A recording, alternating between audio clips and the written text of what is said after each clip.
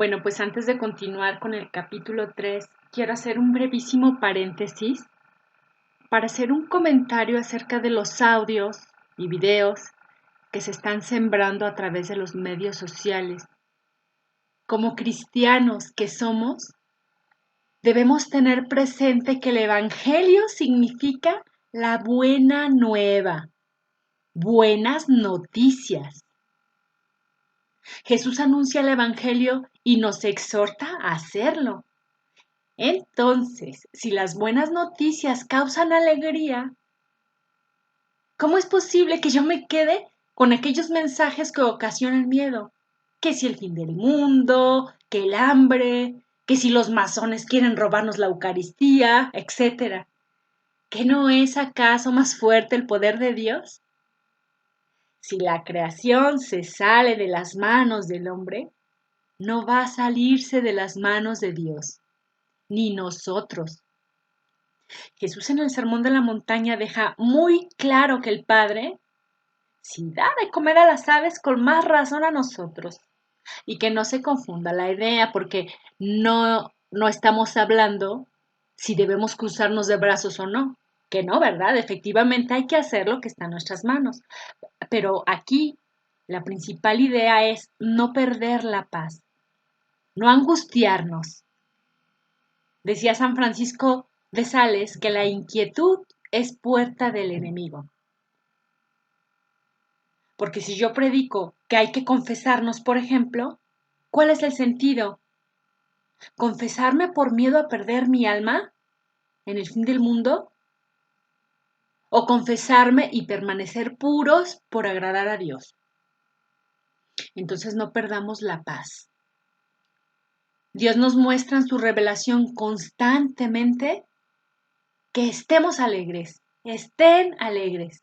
Y bueno, pues ya cerrando el paréntesis, vamos a recordar, estábamos nosotros ubicados en el siglo segundo, ya sin la presencia de Jesús ni de los apóstoles. Podemos ver testimonios de cómo empezaron a vivir el cristianismo, pues hay valiosos testimonios, ¿no? Porque se reconoce la presencia viva del Espíritu Santo que los fue guiando directamente. Supieron vivir en cristiano aún en distintos lugares, tanto en el norte de África como en el sur de Europa, sin importar las culturas. En partes de Israel, Palestina, Siria, Turquía, Grecia y, bueno, todos esos lugares por allá fueron la cuna del cristianismo. En esa época el cristiano no nace como ahora nosotros, el cristiano se hace.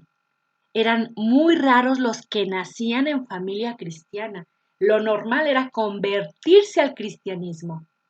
Implicaba un verdadero cambio de vida y romper con la propia familia. Como ahora en algunos países musulmanes, que dejar de ser del Islam es una cosa extraordinaria. O quizá entre los judíos, ¿no? Que implica un rompimiento familiar, que un judío se case con un cristiano. O por ejemplo también cuando un católico se hace testigo de Jehová. Pero ahora puede suceder que alguien que nace cristiano, católico, y que no conoce su fe, pues luego de algún tiempo de crisis tiene una experiencia con Dios y decide hacer un cambio de vida por amor a Dios, catequizándose, comprendiendo ahora lo que es verdaderamente el cristianismo. Bueno, pues en aquel tiempo, cuando uno se hacía cristiano, implicaba iniciar un itinerario de vida espiritual que duraba varios años y que ellos llamaban catecumenado. Muchos mártires del siglo segundo eran catecúmenos, como Felicitas y Perpetua, ¿no? Eran mujeres del norte de África, de Cartago. De ahí viene la expresión de bautismo de sangre o de fuego, que sí le llamaban por el martirio.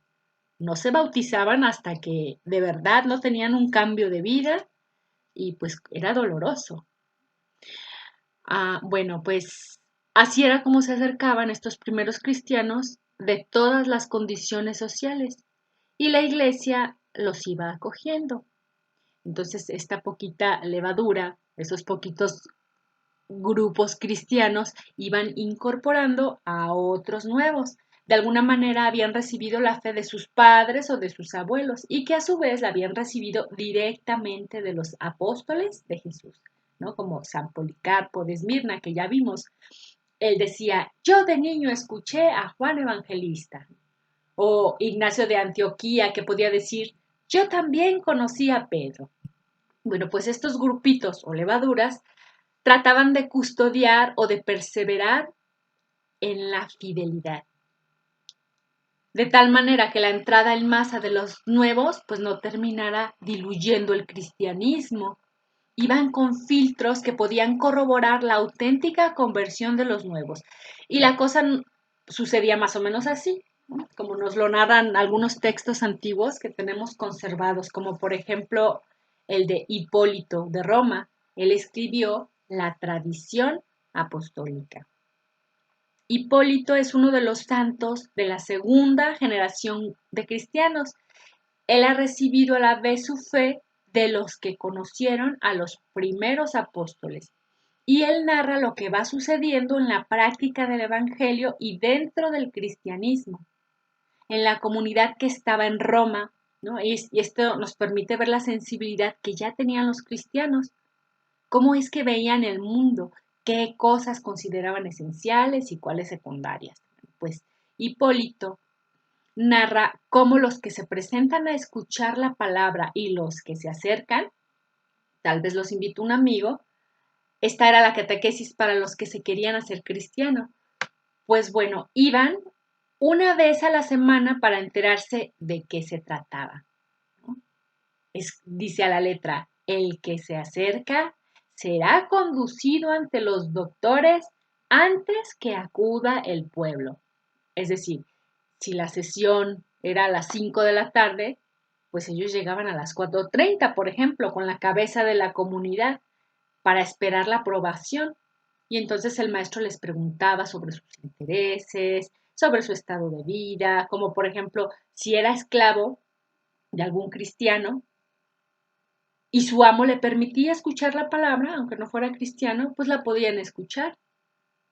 Los amos cristianos los trataban con dignidad, pero los esclavos no podían heredar ni casarse sin el consentimiento de los amos. Pero si su amo no atestiguaba que era bueno, pues entonces eran rechazados.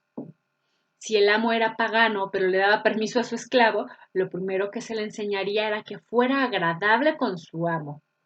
Y entonces los amos pues comenzaban a entender en qué consistía el cristianismo. Hay una lista de diferentes situaciones del estado de vida del cristiano que dice todo lo que podía ser impedimento para hacerse cristiano. Para empezar este proceso de formación cristiana, aunque era largo, es importante porque a nosotros nos puede dejar ver no solo su historia, sino la sensibilidad que tenían, cómo es que veían el mundo, cómo cuidaban lo que era esta comunidad cristiana. Dice a la letra, si un hombre tuviera una mujer, se le enseñará a contentarse con su mujer y a la mujer con su marido. Si alguien no tuviera mujer, aprenderá que no debe cometer fornicación. Él tomará mujer conforme a la ley. De lo contrario, permanecerá tal como está. A nosotros nos puede parecer normal esto de la monogamia, ya tiene muchos siglos con estas costumbres, pero para la moral pagana fue muy, muy difícil asimilarlo porque no tenían pues ya estos criterios formados. Y para muestra hay un testimonio de un autor antiguo y pagano, que dice a la letra, tomamos a una prostituta por placer, una concubina para recibir los cuidados diarios que requiere nuestra salud, una esposa para tener hijos legítimos y una custodia para todo lo que contiene nuestra casa. Esta es la explicación de un pagano que lo toma con toda naturalidad, era lo normal tanto para el casado como para el soltero. Y en algunos casos en aquel tiempo, fornicar incluso con una prostituta ligada a un templo, es decir, una prostituta sagrada, así se les llamaban, obviamente dentro del paganismo, pues era incluso considerado un deber de religión. Bueno, repito, obvio fuera del cristianismo. Una primera exigencia con que se encontraban estos hombres y mujeres que se acercaban al cristianismo, pues era explicarles esto. Si tienes marido o mujer, te está prohibida la fornicación fuera del matrimonio. Y si eres soltero, te debes abstener. Dice, se hará una encuesta a fin de conocer cuáles son los oficios y profesiones de aquellos que fueran traídos para instruirlos. Si uno tiene una casa de prostitución, o dejará de tenerla o será rechazado. Si alguien fuera escultor o pintor, se le enseñará a no fabricar ídolos, dejará de hacerlo o será rechazado. Si alguno fuera actor o hiciese algunas representaciones en el teatro, dejará de hacerlo o será rechazado. Esto era porque en aquella época, pues las obras eran un elogio de los dioses de la moral pagana, lo que para ahora, por ejemplo, sería natural para un actor cristiano pedirle que no hiciera películas contra la iglesia o películas inmorales. Dice, aquel que enseña a los niños es mejor que deje de hacerlo. Si no hubiera otro oficio, entonces se le permitirá enseñar. Del mismo modo, tanto el cochero que asiste como aquel que forma parte en los juegos dejarán de hacerlo o serán rechazados. A estos juegos se refiere al gladiador, el que enseña a los gladiadores, el funcionario que organiza los juegos, o dejan de hacerlo o serán rechazados, dice. Si alguno fuera sacerdote o guardián de un ídolo, o dejará de hacerlo o será rechazado. Bueno, para iniciar el proceso de catequesis debían tener un tipo de vida diferente, dar testimonio de lo que Cristo nos pide. Dice, el que tiene el poder de la espada o el que tiene el poder de la púrpura, es decir, los verdugos, lo dejarán o serán rechazados. La prostituta, el homosexual, el obsceno y cualquiera que hiciera aquellas cosas de las que no se puede hablar, serán rechazados por ser impuros. Tampoco se admitirán magos, encantadores, astrólogos, adivinos, intérpretes de sueños, charlatanes, el fabricante de amuletos. ¿Dejarán de hacerlo o serán rechazados? Y bueno, estas enseñanzas pues forman parte del canon. En Romanos 1:27, en Deuteronomio 18:11. No es el deseo en sí, sino consentir en las pasiones que desagradan a nuestro Padre Creador. Pues esta lista de oficios que recoge Hipólito, aunque esta era la iglesia de Roma, pues también fue compartida en todas las demás ciudades. Y hay otros testimonios similares. En cambio, uno se puede dar cuenta de cómo asimilaban el cristianismo con sensibilidad. Cuando se trata, por ejemplo, del siguiente caso.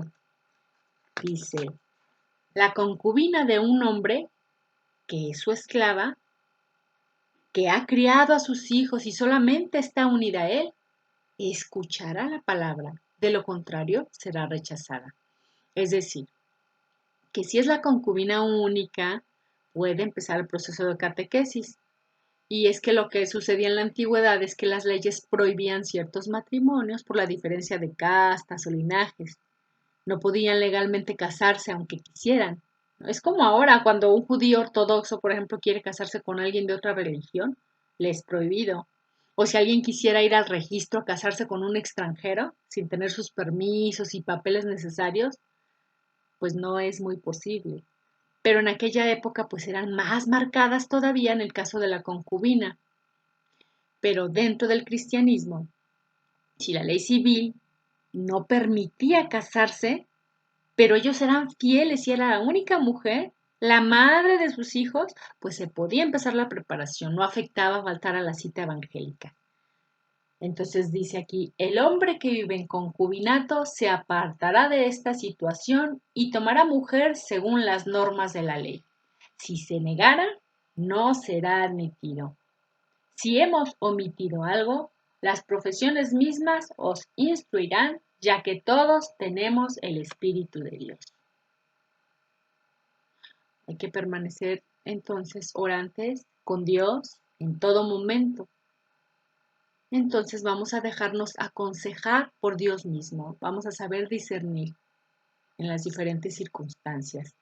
Y todo esto pues nos permite darnos cuenta de que el que se acercaba al cristianismo tenía que tener cierto estilo de vida o cierta moralidad cristiana en los hechos.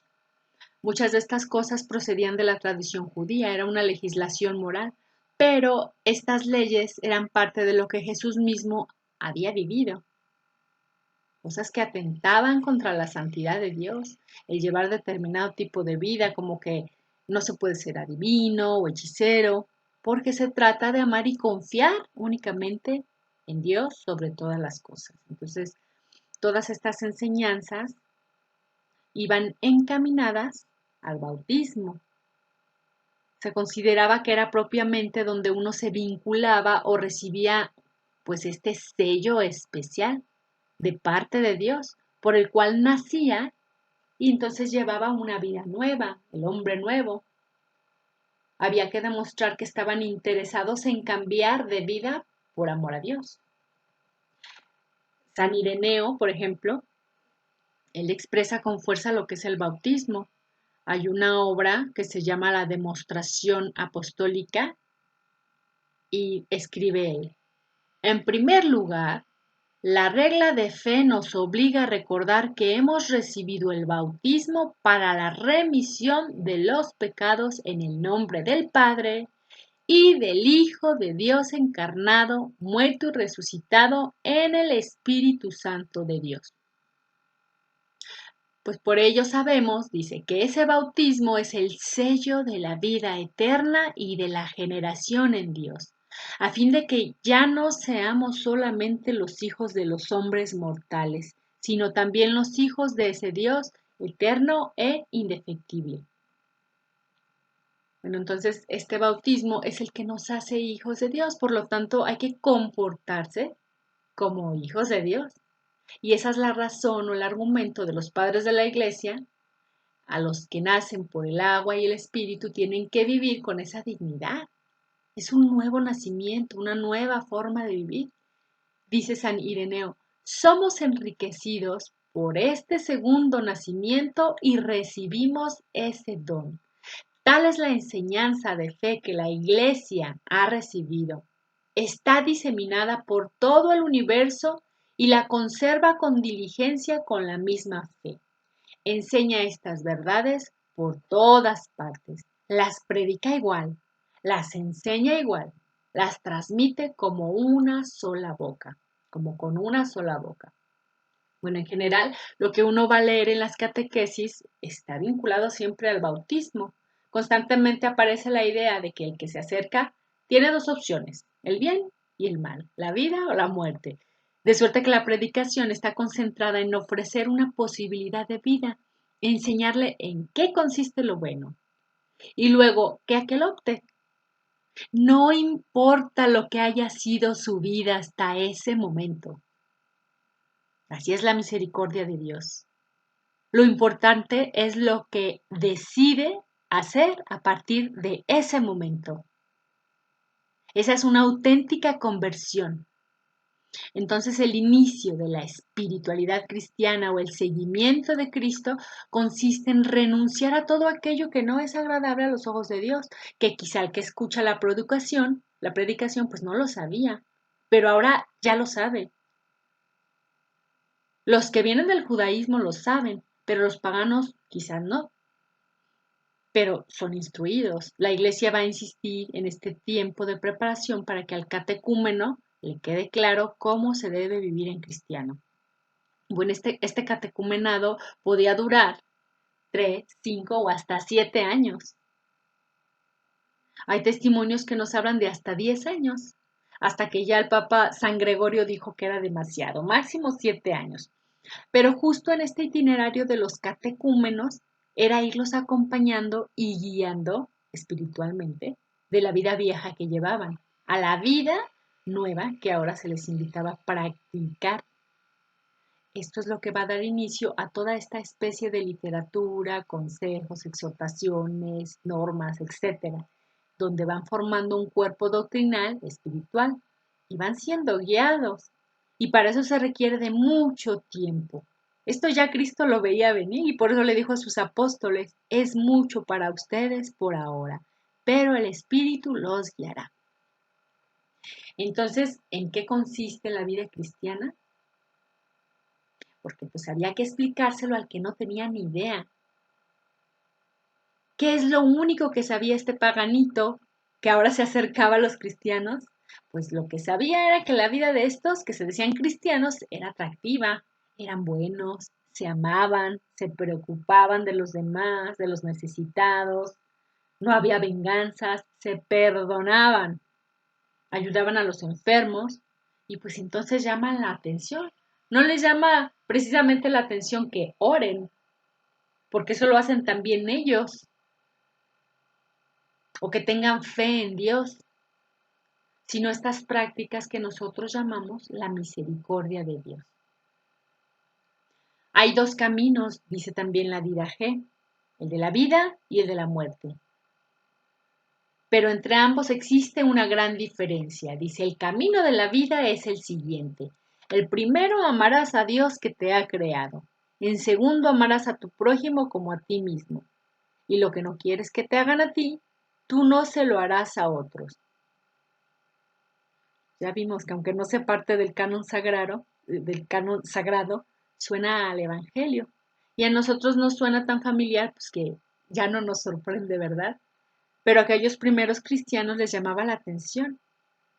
Aquí se da uno cuenta de que está pegadito a la boca de Cristo y cerca de los apóstoles. Que aunque están con otras palabras, pues uno siente, ¿no? Ese sabor y ese espíritu apostólico. Entonces aquí ellos, pues, hay una insistencia de exhortación a los catecúmenos que deben cambiar de vida y comprometerse. Ciertos ejemplos tomados de los deportes o de la vida militar les ayudan a entender la radicalidad de su compromiso de su nueva vida, de tal manera que con estos ejemplos el catecúmeno podía tomar una decisión sabiendo que es irrevocable y hacer lo que se llama el juramento de fidelidad. Así lo hacía, por ejemplo, un soldado. Es un juramento sagrado. Según conocemos por los testimonios de la antigüedad, el soldado que hacía profesión de la milicia lo hacía delante de los testigos y ante la estatua del emperador o del ídolo en turno. Él no solo expresaba con palabras que se inscribía al ejército y que iba a defender y a servir al emperador o al Estado, sino que también depositaba una ofrenda sagrada. Además, era tatuado.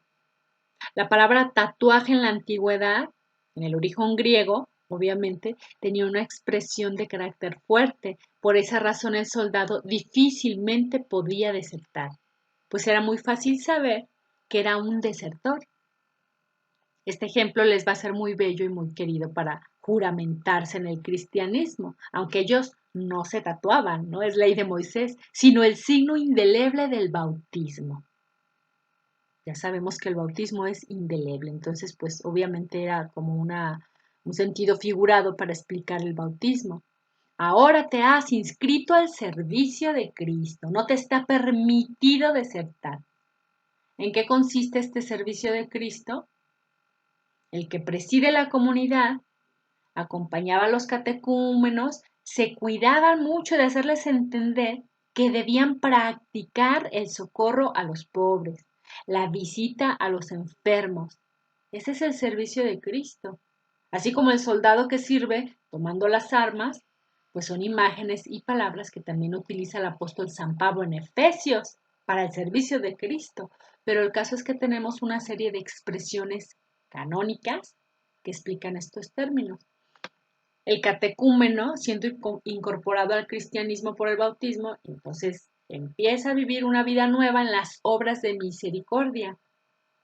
Aunque por otro lado, pues sigue teniendo su vida ordinaria, su vida normal, es decir, no se le exige el irse a vivir lejos o meterse en una cueva, cosa que sí era muy común en otras religiones de la antigüedad, como los esenios en el Qumran. Pero también los paganos conocían este tipo de realidades, de gente que se aislaba, o se iba a comunidades en lugares de difícil acceso al margen de la gran ciudad. En cambio, el cristiano no. Al principio, el bautizado sigue su vida igual, sea casado o soltero. Lo único que les queda claro es todo este tipo de oficios que no tienen permiso de practicar, como los casados, ser fieles. Y todos esos detalles que vimos. En los matrimonios fueron también asimilando el Evangelio y poco a poco la iglesia les fue ayudando a vivir esta fidelidad matrimonial, a renunciar al concubinato. La iglesia en estos primeros momentos no va a tener una legislación especial para los cristianos. Se da por válido el matrimonio civil, pero se examina a los candidatos al matrimonio de tal manera que se casen con el consentimiento del obispo. Es conveniente, dice San Ignacio de Antioquía, diciéndole a San Policarpo, que los hombres y mujeres que se casen lleven a cabo su unión con el consejo del obispo, con el fin de que su matrimonio se haga según el Señor y no según la pasión. Que todo se haga para el honor de Dios, para que efectivamente el matrimonio sea exitoso, dándole gloria a Dios. Pues era importante que sobre todo se buscaran las cualidades de unos como de otros para formar una familia. Esta misma didascalia que ya vimos, que es la obra de la instrucción de los 12 apóstoles, dice que hay que buscar para sus hijos una buena mujer, que sea buena madre de los hijos. Lo que importa entonces es la dignidad matrimonial. Pues es interesante en este contexto que no dejaban de haber movimientos donde se dejaba ver fobia hacia el matrimonio, aunque bueno, ya casi sucede igual en la actividad, ¿verdad? Como cierta fobia al matrimonio.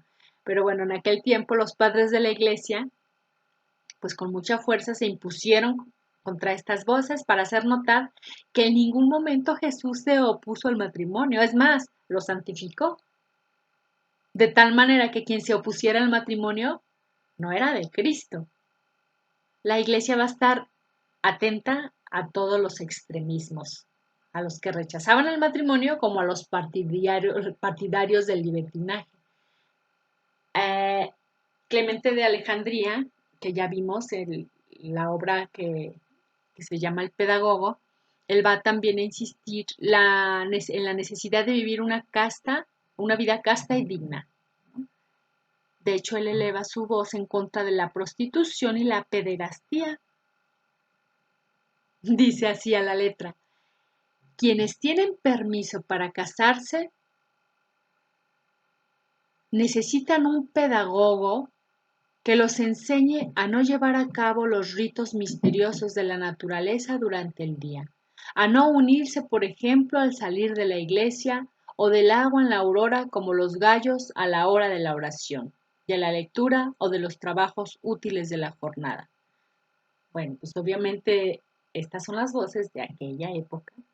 Eran muy sensibles los cristianos en las relaciones entre hombre y mujer. Hay sensibilidades pues que les invitan a ser muy respetuosos con la esposa. Por ejemplo, se les prohíbe a los maridos acercarse a su esposa cuando está encinta. El hombre va respetando la dignidad de la mujer, que era pues obviamente la que más podía salir lastimada en estas relaciones. Pero bueno, aquí la insistencia de los padres de la iglesia a la comunidad era animarlos a que vivieran la santidad, ¿no? Principalmente, practicando misericordia. Ya luego va a aparecer como esta especie de trinomio, que luego ya va a ser muy conocido, que vamos a hablar más adelante: oración, ayuno y misericordia. Lo que se nota aquí es que los padres de la iglesia exhortan a los cristianos a ser vigilados, porque el recién bautizado de todas maneras se encuentra en un mundo que sigue siendo pagano y puede ser fácilmente absorbido. Entonces, los remedios contra el mundo y la propia debilidad son la oración, ayuno y limosna o misericordia. Acuérdense que la palabra habitual es limosna, pero para que no se entiendan las moneditas, es toda ayuda al necesitado. Aunque en algunos contextos también la limosna física o material, ¿no? De ahí que poco a poco pues vaya apareciendo una especie de estructura sobre las prácticas de oración, ayuno y misericordia. Son los tres pilares que van a articular o darle soporte a la vida cristiana. Se piensa, como relata el pastor de Hermas, que el ayuno es fundamental para la santidad y las razones son simples, porque Jesús lo practicó. Pero también se ve que es saludable para el alma. Prepárate para recibir las cosas divinas. Poco a poco se va a ir legislando sobre ayunos y entonces van a aparecer días determinados de ayuno. A esos días se les llama statio, estación, la guardia del soldado cumpliendo su statio. Se pensaba que el cristiano en determinados días de la semana debía estar de guardia y lo hacía precisamente mediante el ayuno. Era un ayuno que llevaba a vivir la caridad en beneficio de los pobres. Son cosas que se van notando, cómo los cristianos van viviendo una especie de ascesis, de esfuerzo para poder vivir en medio de ese mundo pagano. San Ireneo de León, en una carta que tiene, narra algunas cosas que muestran la espiritualidad que tienen los cristianos de aquella época. Habla de aquellos que han sufrido el martirio o han experimentado ciertas renuncias por amor a Cristo. Dice a la letra, estos mártires no mostraron arrogancia hacia los débiles. Por el contrario, ayudaron con sus bienes espirituales que eran abundantes a quienes los necesitaban grandemente. Tenían con ellos entrañas de madre, por ellos derramaban lágrimas abundantes ante el Padre. Le pidieron la vida y Él se las concedió, y ellos la comunicaban a quienes tenían a su lado. Se fueron hacia Dios habiendo vencido en todos los combates. Siempre habían amado la paz. Nos la comunicaban y partían con ella hacia Dios.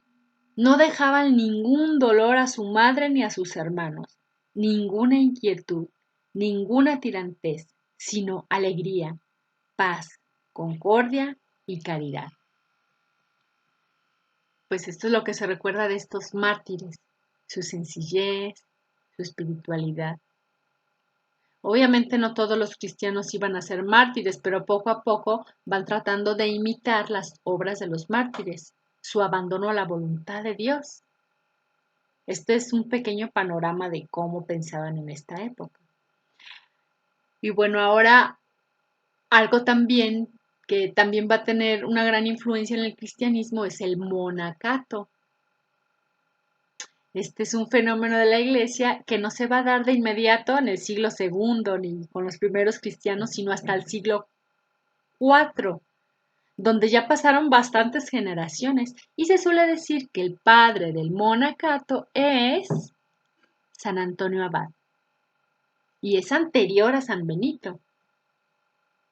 Con San Antonio Abad estamos a principios del año 300, empezando el siglo IV. Bueno, estamos ya en un giro como de 40 o 50 años y se va a extender especialmente en el norte de Egipto.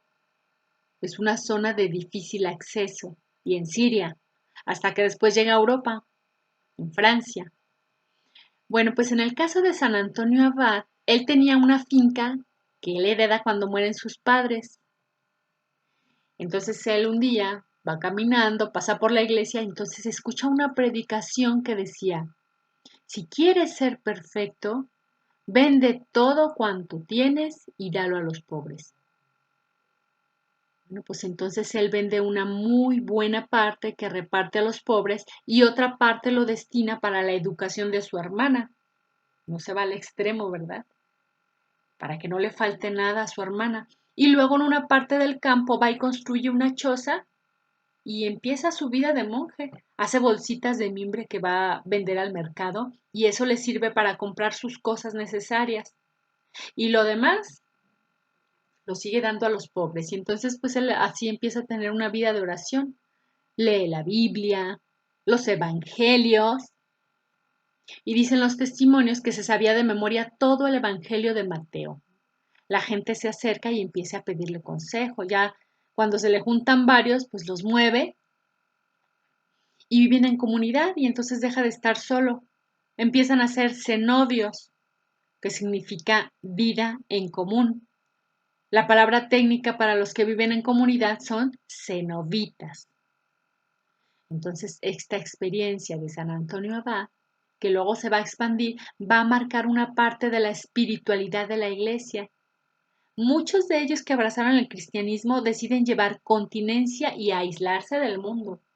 Había de todo, más de 3,000 monjes, desde el rico, como San Antonio, hasta el pobre campesino, hasta el casado que se quedó viudo, y de hecho se narran algunos testimonios que incluso algunos que venían huyendo de la justicia, en esta vida cenobítica podían pues saber desde los que estaban haciendo penitencia y se habían convertido y querían ofrecerle a Dios esa vida de rigor en penitencia por sus pecados, hasta los que aspiraban a una perfección de vida espiritual más elevada. Pero bueno, lo cierto es que de la experiencia de estos monjes nos va a ser transmitida una gran sabiduría sobre el alma,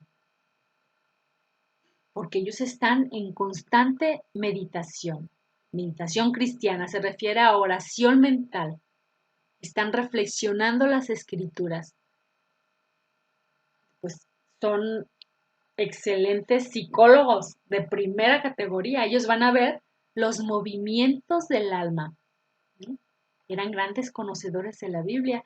Entonces no se diga de la espiritualidad cristiana, ¿no? Sin mencionar la herencia monástica que nos dejaron, porque ellos van a influir considerablemente. De hecho, hay algo que va a suceder y que a nosotros nos puede parecer como una discusión absurda, pero en aquella época llega a suceder. Una de las primeras cosas que ellos van a tener que justificar es su aislamiento, porque Jesús vivió entre los hombres, quiso tener su morada entre los hombres, conversó entre los hombres. Entonces, ¿cómo ellos pueden decirse imitadores de Cristo si abandonan a los hombres?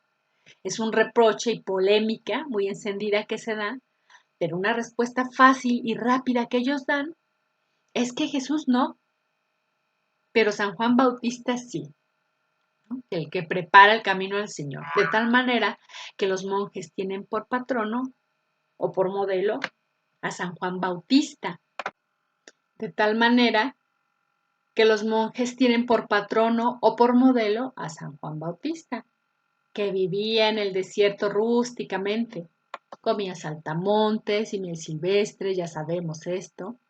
Pues bueno, en ese gran ascetismo, ya vimos que la palabra ascetismo es de origen griego que significa ejercicio, ascesis. ¿Cuál es su papel entonces dentro del cristianismo? Pues ellos allanan y preparan, como San Juan Bautista, el camino al Señor, con ayuno y oración. Preparaban el corazón de los hombres con el don de entendimiento de la palabra, para legar a la iglesia tantas riquezas de sabiduría del mismo Espíritu Santo. Como por ejemplo de esta espiritualidad monacal tenemos una obra hermosa de San Juan Casiano. Él es un muchacho que junto con su amigo Germán oyen hablar de estos monjes que viven en un gran desierto y que no se veían unos a otros, sus chozas estaban separadas por kilómetros, pero se reunían una vez a la semana para el domingo en la misa y luego se retiraban. Pues San Juan Casiano con su amigo Germán van a este desierto en el norte de Egipto y tratan de aprender esta vida de los monjes. Y luego cuando van a Francia, en Marsella, ponen ahí el primer monacato en Europa y trasladan lo que han aprendido. Nos conservan, de hecho, una serie de textos donde entrevistan a estos padres del desierto para darnos una idea del sabor que tienen estas colaciones. Vamos a leer fragmentos.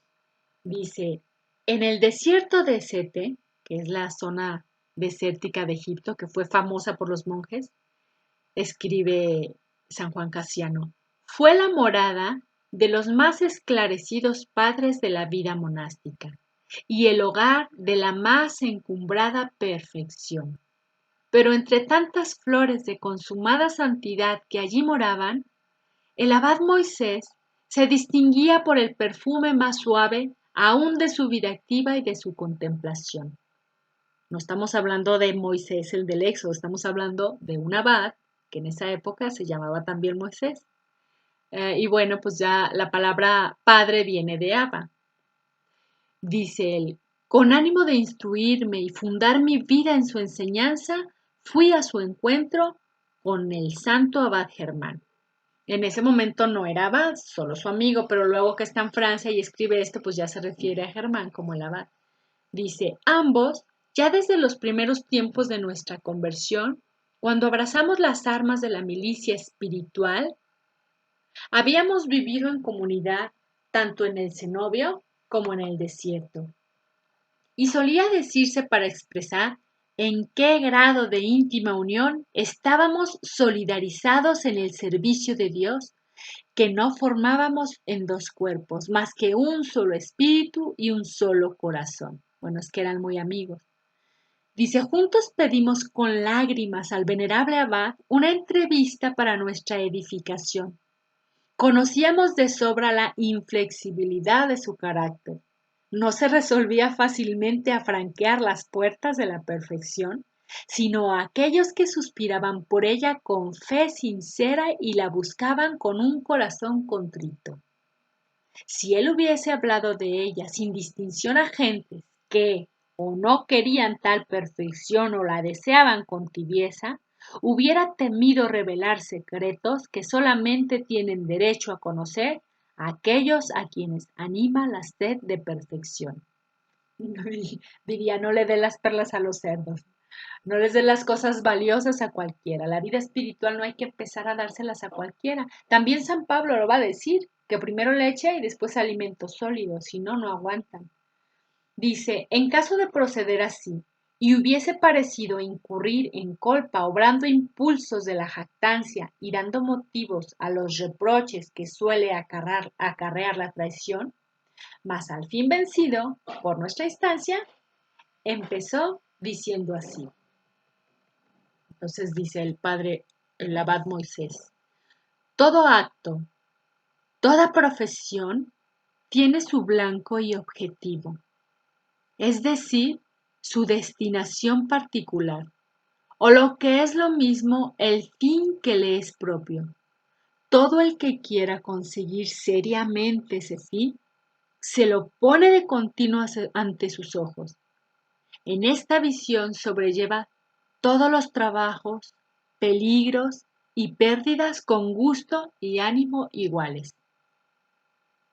¿No? Lo que quiere decir es que se ponga la mira en el objetivo, sabiendo que en la constancia habrá cansancio, trabajos, peligros e incluso todo tipo de renuncias, ¿no? Que se ponga la mirada donde se va a poner la bala y no desviarse ni a la izquierda ni a la derecha con cosas materiales. No distraerse con medios ni con sentimientos que dictan lo contrario de nuestro fin. Bueno, pues hasta aquí con este capítulo. Ya conforme vayamos avanzando, vamos a ir comprendiendo cómo Dios, desde el Antiguo Testamento, nos va preparando para la llegada de Cristo, quien según Jeremías 31:33 va a venir a grabar su ley en nuestros corazones. Y luego Cristo a su vez va preparando la llegada del Espíritu Santo, a quien hay que pedirle el don de entendimiento,